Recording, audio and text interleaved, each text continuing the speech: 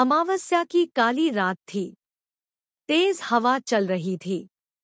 बारिश भी हो रही थी। रास्ता सुनसान था।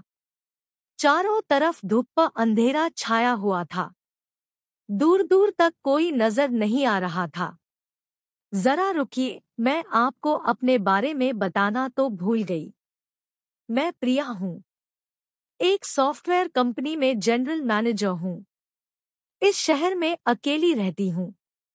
मेरे माता पिता वाराणसी में रहते हैं। मेरी सगाई हो गई है। मेरी उम्र अभी 30 साल है। एक सॉफ्टवेयर इंजीनियर होने की वजह से मैं भूत प्रेत में विश्वास नहीं करती। यह क्या आज मुझे क्या हो गया है? खराब मौसम और चारों तरफ फैले अंधेरे में मुझे डर क्यों लग रहा है? खैर, मैं मन ही मन भगवान का नाम लेकर आगे बढ़ने लगी। बारिश की वजह से कोई ऑटो भी नहीं मिल रहा था। मैं सोच रही थी कि कहीं कोई सिर छुपाने की जगह मिल जाए।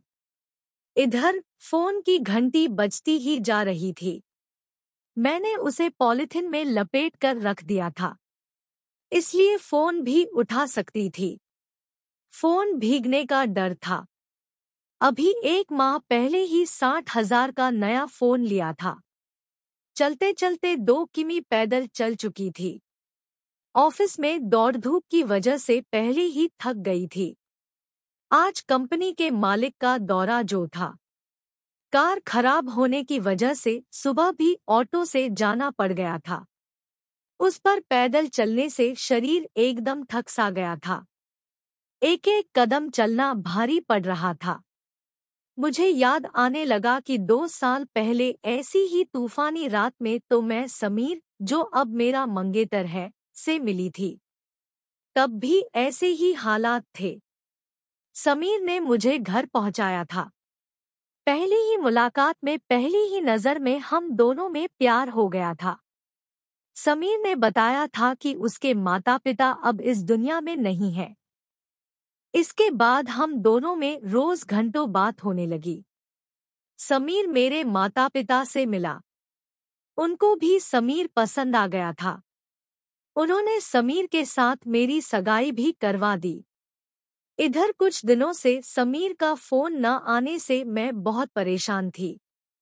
चलते चलते थोड़ी दूर पहुंची तो पीले रंग का एक 2 मंजिला मकान दिखा।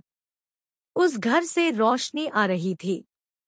मैंने मन ही मन सोचा कि यहाँ आसरा मिल जाए तो। मैंने उस घर की घंटी बजाई। कुछ देर बाद बुजुर्ग आदमी ने दरवाजा खोला। उनके साथ एक बुजुर्ग महिला भी थी।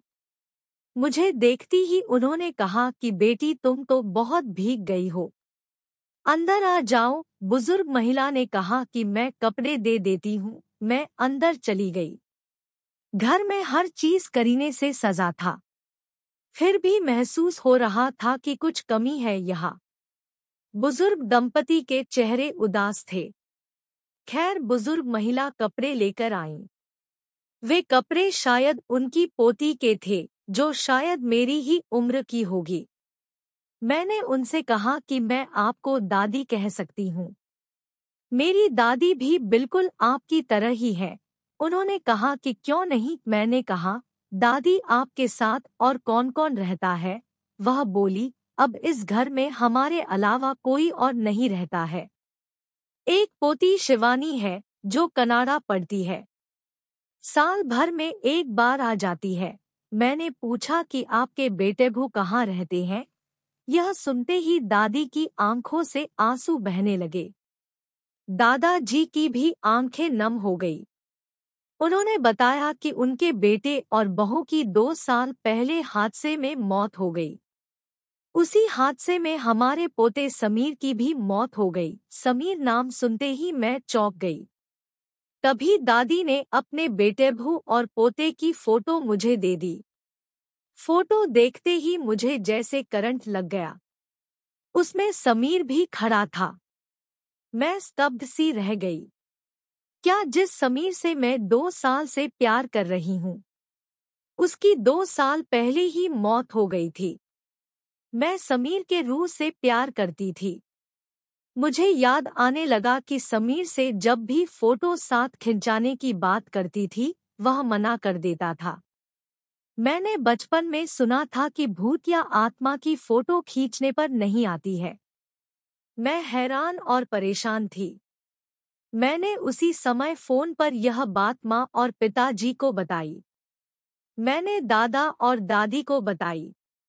मैंने इनसे कहा कि भले ही समीर की रूह से मैंने प्यार किया है, पर मैं अब इस रिश्ते को निभाऊंगी भी। अब आप मेरे साथ रहेंगे। आप दोनों की देखभाल भी मैं ही करूंगी। शिवानी की शादी भी मैं अपने चचेरे भाई से करा दूंगी। तभी मैंने देखा कि फोटो में से समीर की रूह निकल कर आ रही है। वह सिर्फ मुझे ही दिखाई दे रहा था। उसने मुझसे कहा, आई लव यू प्रिया। मैं तुमसे बहुत प्यार करता हूँ। 2 साल पहले मैंने तुम्हें देखा था, जब मैं जिंदा था। इससे पहले कि मैं प्यार का इजहार करता था, काल ने मेरी जिंदगी छीन ली। तुम्हारे प्यार और दादा दादी व बहन शिवानी की चिंता से मैं यही रूह बनकर भटकता रहा। अब तुमने मेरी सारी चिंताएं दूर कर दी हैं। अब मुझे मुक्ति मिल गई है। अलविदा। दोस्तों, आपको यह स्टोरी कैसी लगी हमें कमेंट करके जरूर बताएं। लाइक और सब्सक्राइब करें।